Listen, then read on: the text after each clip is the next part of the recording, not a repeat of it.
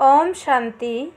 आज बाप दादा के 24 सितंबर 2020 के ईश्वरीय महावाक्य हैं।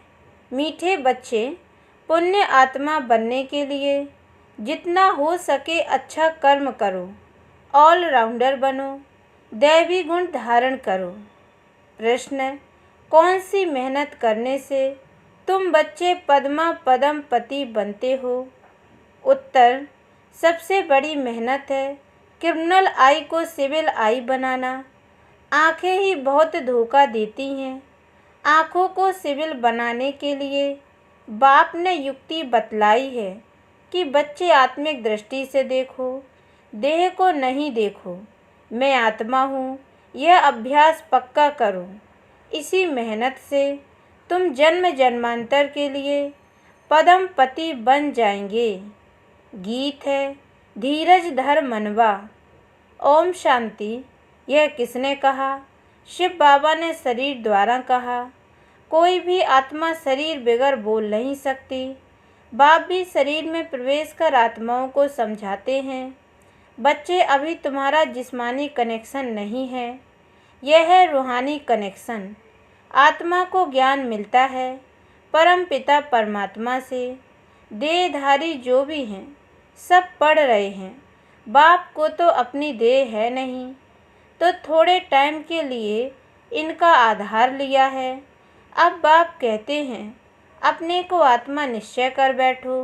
बेहद का बाप हम आत्माओं को समझाते हैं। उनके बिगर ऐसे कोई समझा न सके। आत्मा आत्मा को कैसे समझाएगी?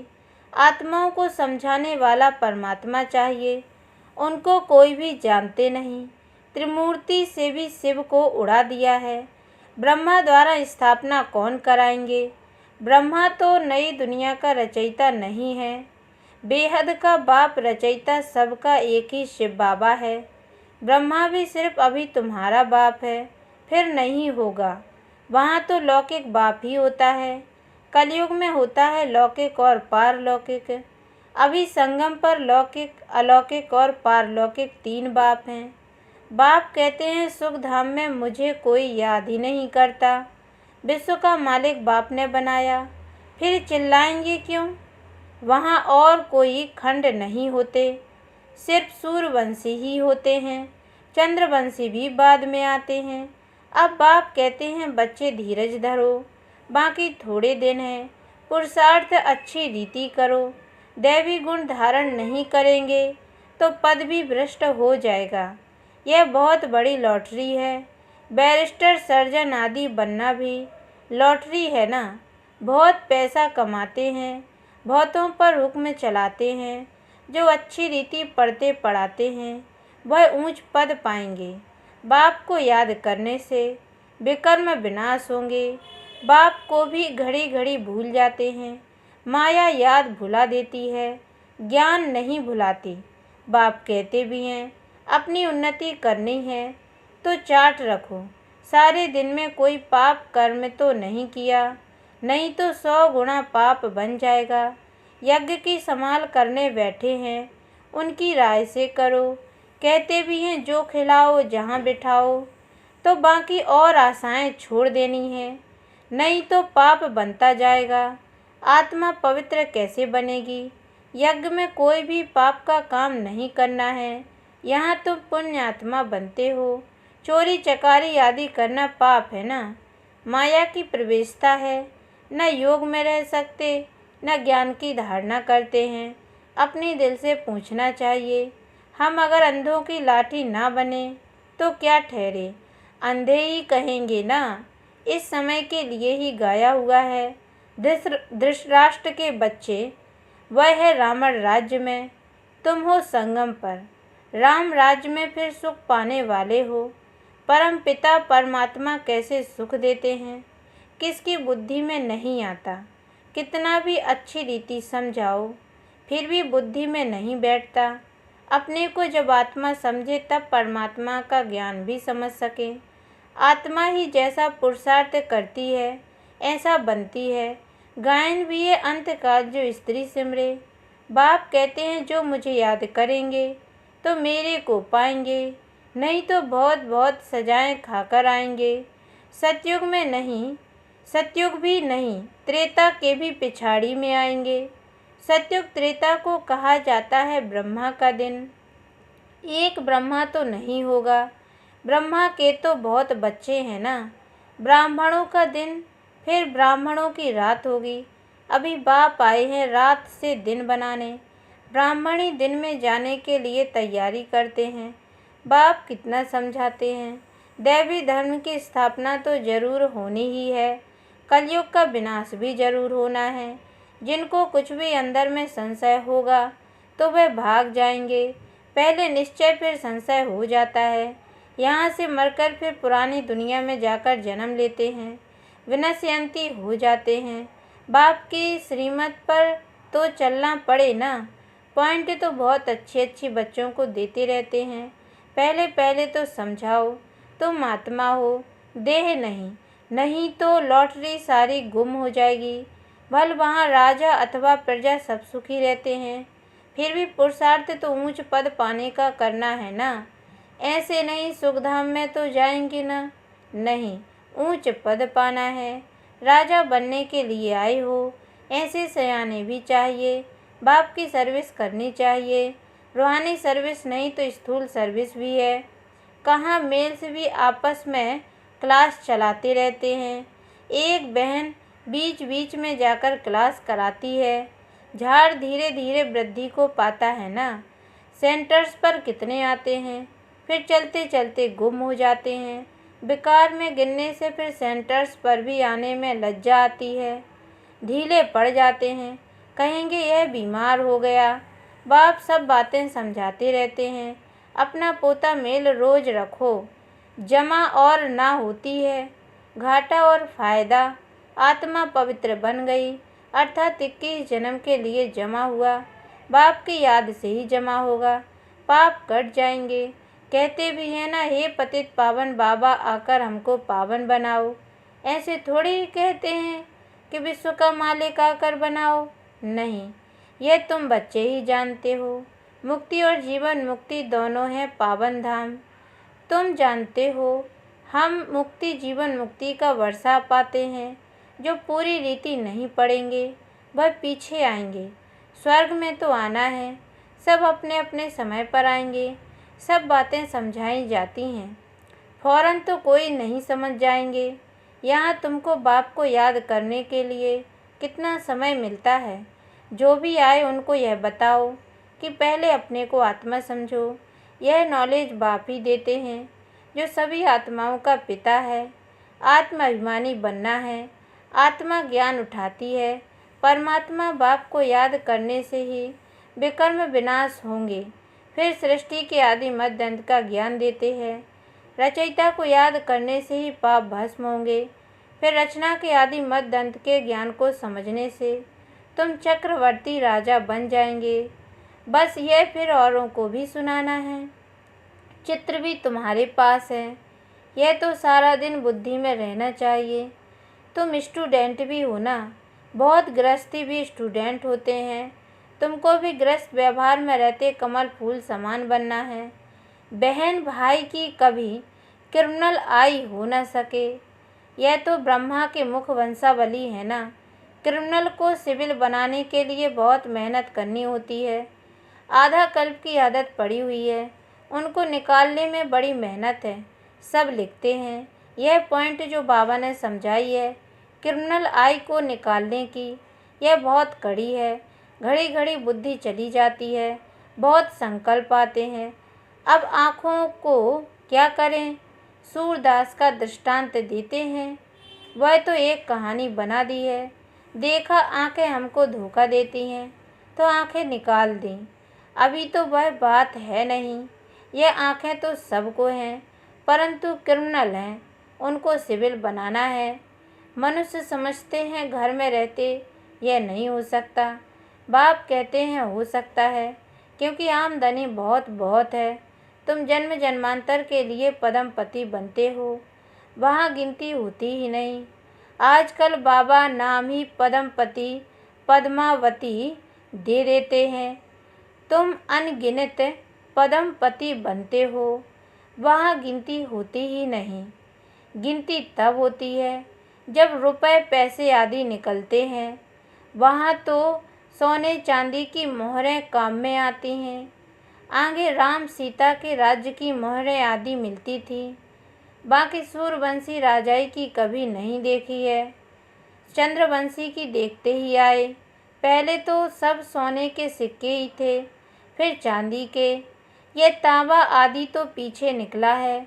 अभी तुम बच्चे बाप से फिर वर्षा लेते हो। सतयुग में जो रस्म रिवाज चल रही होगी वह तो चलेगी ही। तुम अपना पुरुषार्थ करो। स्वर्ग में बहुत थोड़े होते हैं, आयु भी बड़ी होती है, अकाल मृत्यु नहीं होती। तुम समझते हो हम काल पर जीत पाते हैं। मरने का नाम ही नहीं, उसको कहते हैं अमरलोक। यह मृत्यु लोक है। अमरलोक में हाहाकार होती नहीं। कोई बूढ़ा मरेगा तो और ही खुशी होगी, जाकर छोटा बच्चा बनेंगे। यहाँ तो मरने पर रोने लगते हैं। तुमको कितना अच्छा ज्ञान मिलता है, कितनी धारणा होनी चाहिए।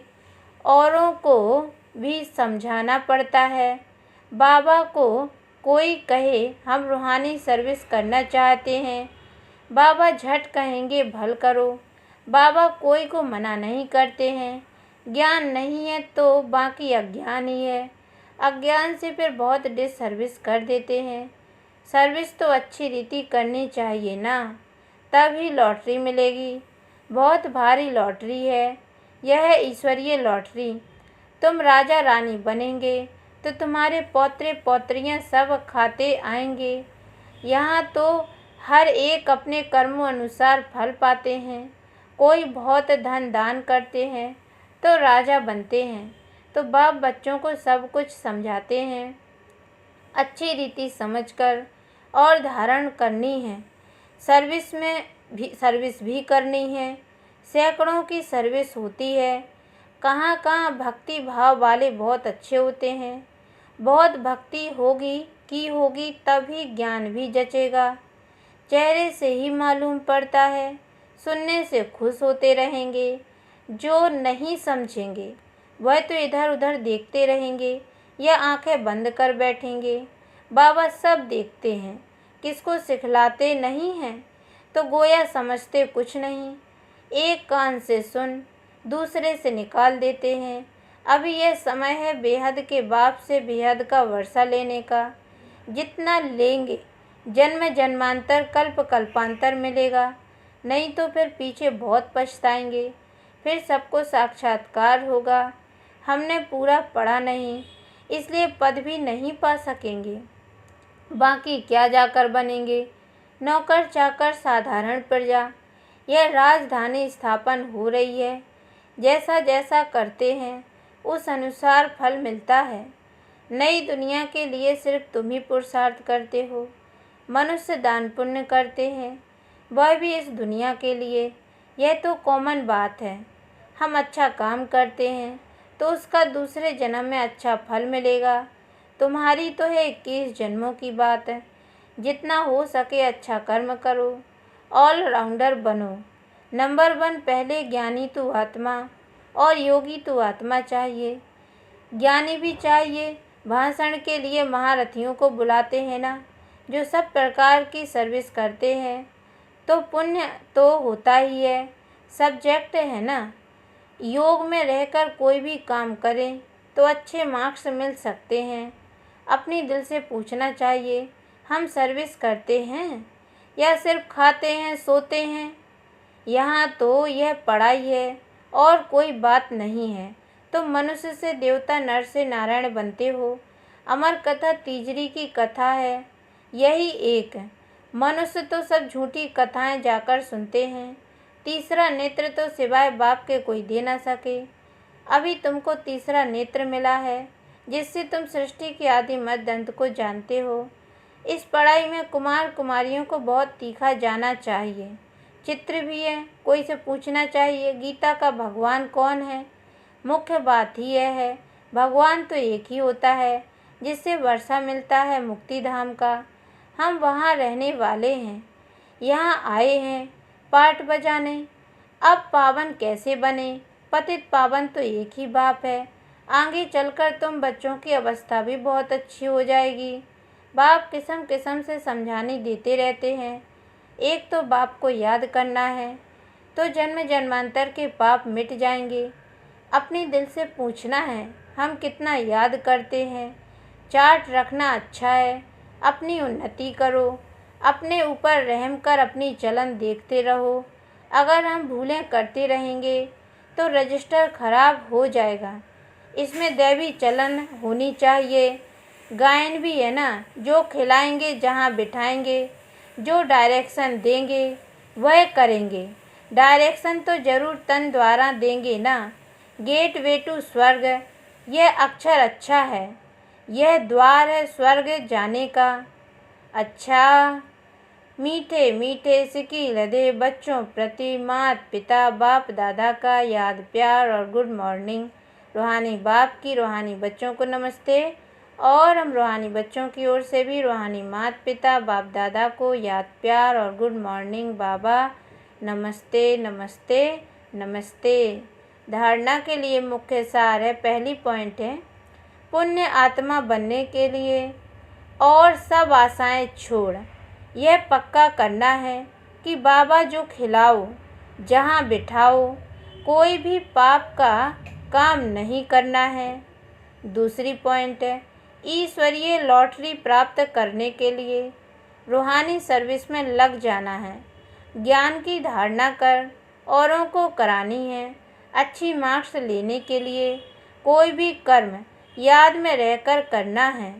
वरदान स्नेह के बाण द्वारा स्नेह में घायल करने वाले स्नेह और प्राप्ति संपन्न लवलीन आत्मा भव। डिटेल है जैसे लौकिक रीति से कोई किसके स्नेह में लवलीन होता है तो चेहरे से, नैनों से, वाणी से अनुभव होता है कि यह लवलीन है, आशिक है। ऐसे जब स्टेज पर जाते हो तो जितना अपने अंदर बाप का स्नेह इमर्ज होगा उतना ही स्नेह का बाण औरों को भी स्नेह में घायल कर देगा। भाषण की लिंक सोचना, पॉइंट दोहराना, यह स्वरूप नहीं हो। स्नेह और प्राप्ति का संपन्न स्वरूप है, लवलीन स्वरूप हो। अथॉरिटी होकर बोलने से उसका प्रभाव पड़ता है। स्लोगन है संपूर्णता द्वारा समाप्ति के समय को समीप लाओ। अच्छा, ओम शांति।